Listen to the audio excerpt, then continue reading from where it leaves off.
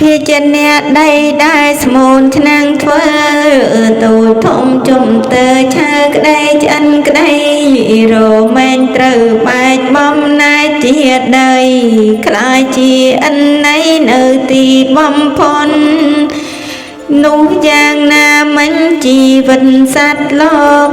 ឈឺឬឥតរកវិយកដាក់ស្លន់រមែងត្រូវស្លាប់ចោលកាយកំដុននៅទីបំផុនក៏ដូចនឹងដែរភាពពិតយ៉ាងនេះរីគិតយ៉ាងណាគួររកធัวអាឬគួរកុំក្បែរអ្នកក្រក៏ស្លាប់មានក៏ស្លាប់ដែរ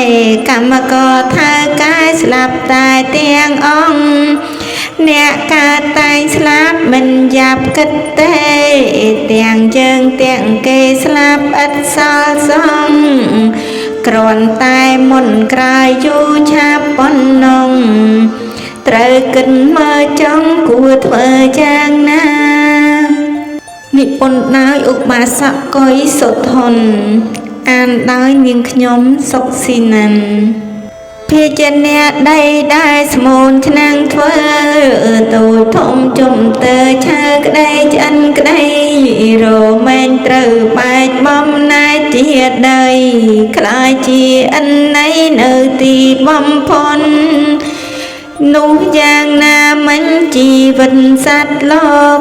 ឈឺឬឥតរកវិយកដាក់ស្លន់រមែងត្រូវស្លាប់ចោលកាយកំដុននៅទីបំផុនក៏ដូចនឹងដែរភាពពិតយ៉ាងនេះរីគិតយ៉ាងណាគួររកធัวអាឬគួរកុំក្បែរអ្នកក្រក៏ស្លាប់មានក៏ស្លាប់ដែរកម្មករថៅកែស្លាប់តែទាំងអង្គអ្នកកើតតែងស្លាប់មិនយ៉ាប់គិតទេទាំងយើងទាំងគេស្លាប់ឥតសល់សង